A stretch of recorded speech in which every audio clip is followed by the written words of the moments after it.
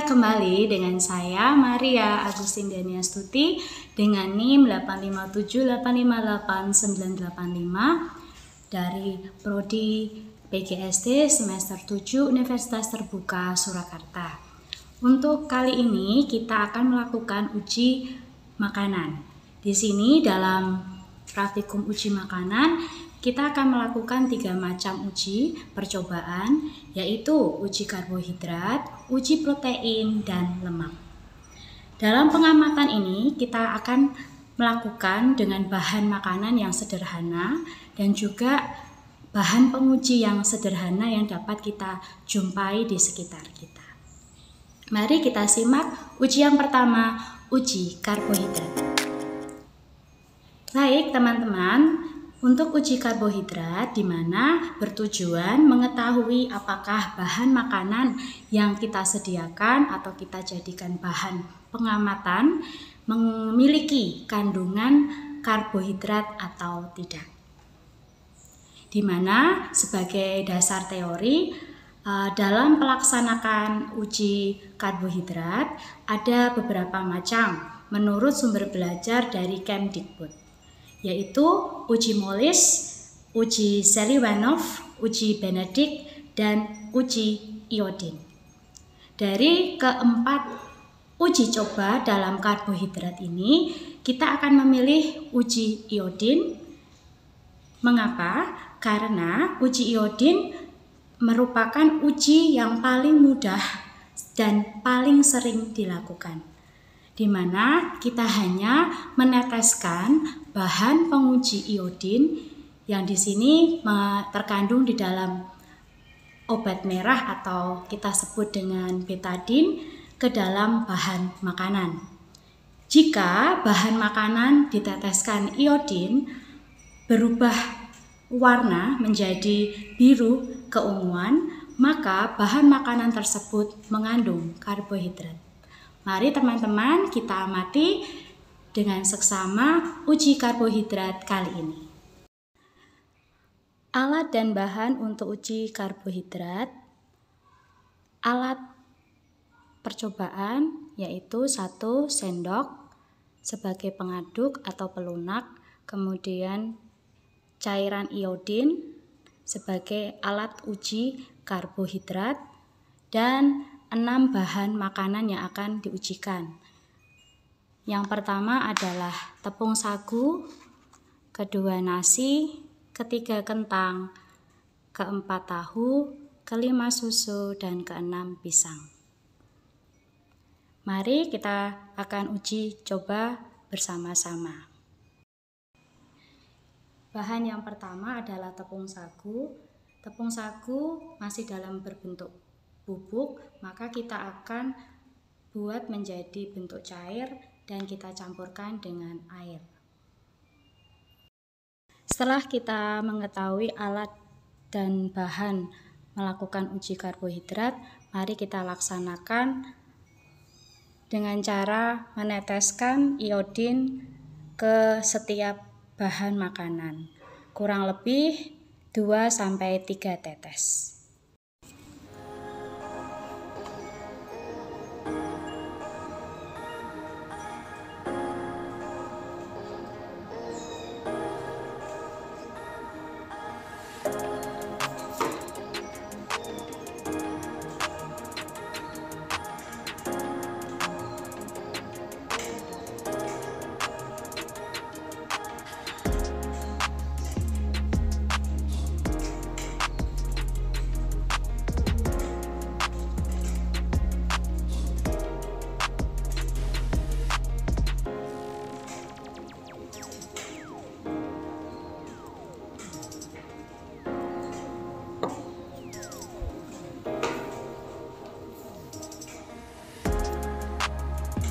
Setelah kita tetes, kita akan aduk pelan-pelan dari bahan makanan atau dari masing-masing bahan makanan, dan kita amati perubahannya.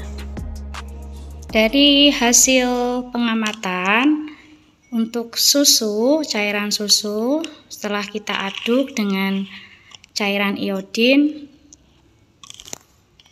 Ya, ternyata tidak mengalami perubahan menjadi biru keunguan, melainkan berwarna putih agak kekuningan, seperti warna iodin. Kemudian bahan makanan yang kedua adalah tahu. Seperti halnya susu, untuk tahu juga tidak mengalami perubahan biru keunguan, hanya tetap berwarna seperti warna iodin. Bagian yang ketiga, untuk tepung sagu berwarna keunguan namun sedikit pudar atau berwarna ungu muda, tidak terlalu pekat ya.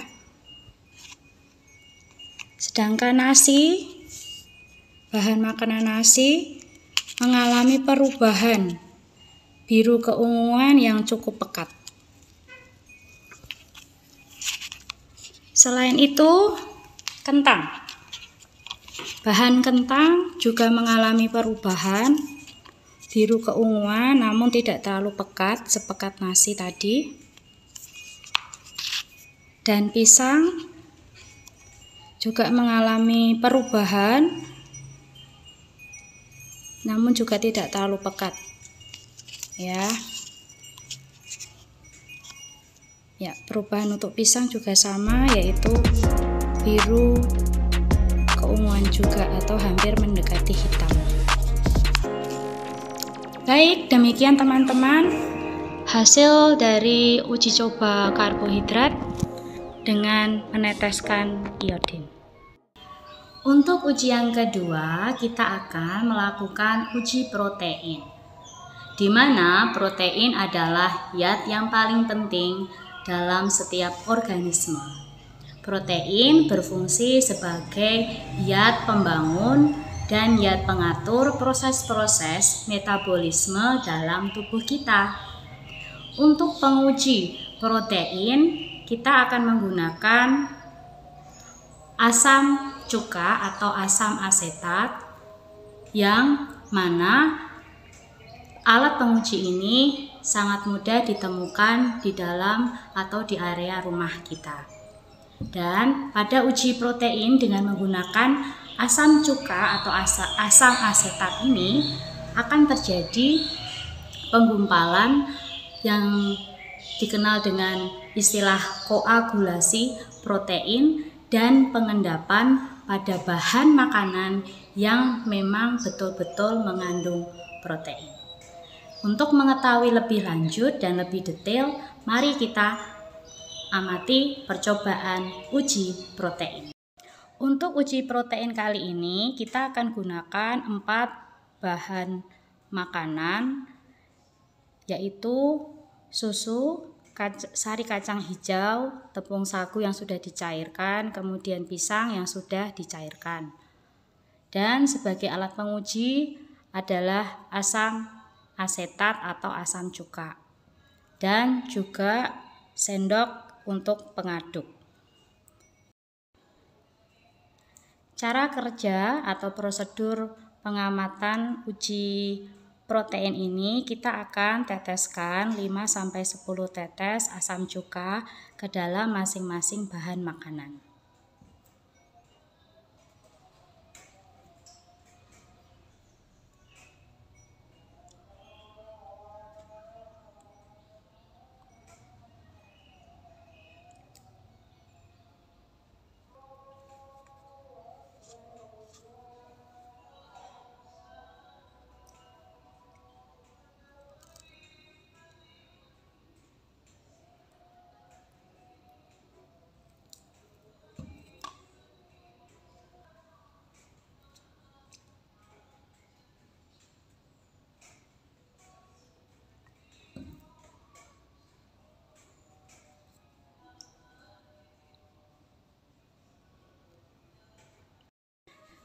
Setelah kita beri asam cuka kepada masing-masing bahan makanan, kemudian kita siapkan air panas, dan nantinya bahan makanan tersebut kita akan rendam ke dalam air panas tersebut. Ini adalah hasil pengujian uji protein dengan menggunakan asam cuka atau asam asetat. Kita coba lihat satu persatu hasil dari uji protein. Untuk sari kacang hijau, kita melihat hasilnya agak samar-samar terjadi koagulasi. Untuk tepung sagu tidak mengalami koagulasi atau penggumpalan. Kemudian pada bahan makanan pisang juga tidak terjadi penggumpalan.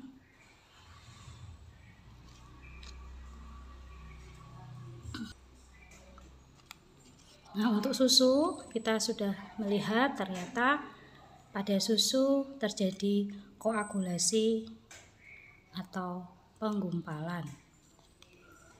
Jadi kita dapat simpulkan bahwa bahan makanan yang mengalami koagulasi atau penggumpalan, maka bahan makanan itu mengandung protein. Dan kita dapat ambil hasil dari pengamatan ini bahwa susu lah yang mengandung protein tinggi, kemudian disusul oleh sari kacang hijau. Sedangkan tepung sagu dan pisang tidak mengandung protein. Hai, jumpa kembali dengan saya di video ketiga dengan uji lemak. Tujuan mengadakan uji lemak ini adalah mengidentifikasi bahan-bahan makanan yang mengandung lemak. Dasar teori, lemak merupakan senyawa yang terdiri atas unsur karbon, hidrogen, dan oksigen dengan struktur yang berbeda dari karbohidrat maupun protein. Bahan makanan dengan sumber lemak jika terpegang terasa licin dan jika ditempelkan pada kertas buram atau kertas coklat akan terlihat meninggalkan bekas minyak pada kertas tersebut. Dari beberapa metode uji lemak, dengan cara yang paling sederhana untuk mengetahui ada atau tidaknya kandungan lemak pada bahan makanan, yaitu dengan cara mengoleskan bahan makanan tersebut di atas kertas buram atau kertas sampul coklat. Kemudian tunggu beberapa menit. Setelah itu, jika terlihat perubahan yang terjadi pada kertas buram atau kertas sampul tersebut, maka menandakan bahan makanan tersebut mengandung lemak. Menurut uji coba sebelumnya yang dilakukan oleh Nafisa dalam artikel SIFA 2021. Baik teman-teman semua, mari kita laksanakan pengamatan dari uji lemak dari beberapa bahan makanan yang kita sediakan. Sampai jumpa di tahap yang kedua, yaitu tahap proses pengamatan. Alat dan bahan uji lemak, kita sudah menyediakan alat penguji adalah kertas buram yang sudah ditulis masing-masing bahan makanan. Dan untuk bahan praktik uji lemak yaitu susu, kuning telur, putih telur, wortel, tomat, daging kelapa, kemudian margarin, dan air. Langkah yang pertama adalah kita akan oleskan semua dari bahan-bahan makanan yang akan diujikan. Yang pertama kita akan ambil kuning telur.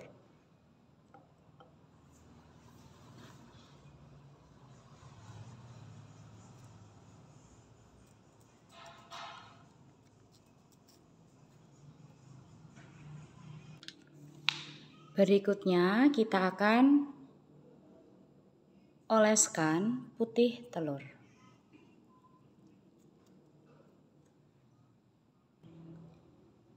Bahan yang ketiga, kita akan oleskan margarin.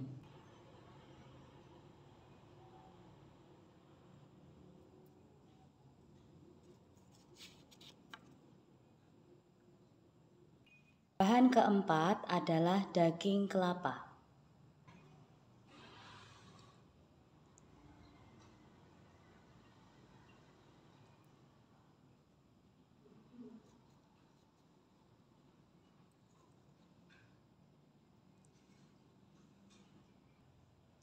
Bahan kelima adalah susu sapi.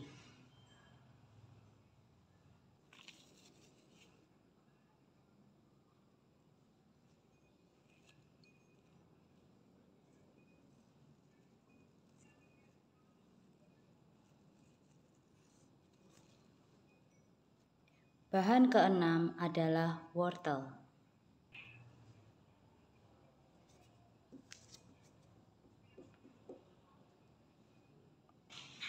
Bahan ketujuh adalah tomat.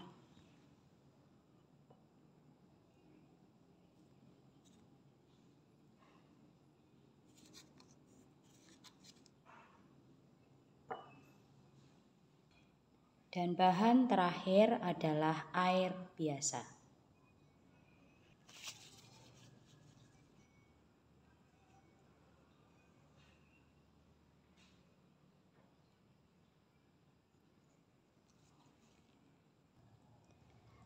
Setelah kedelapan bahan sudah dioleskan ke atas kertas buram untuk uji lemak ini, maka kita akan tunggu 1-2 menit ke depan.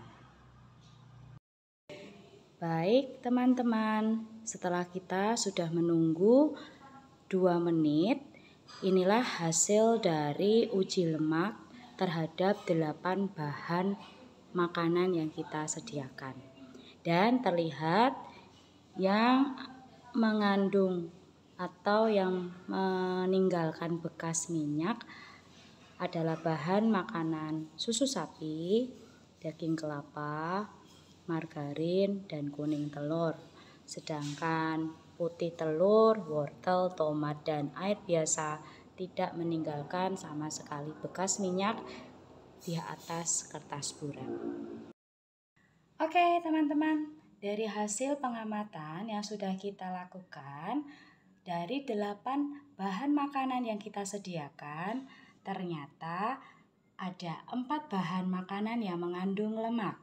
1. Susu sapi, kedua daging kelapa, ketiga adalah margarin, dan yang keempat adalah kuning telur.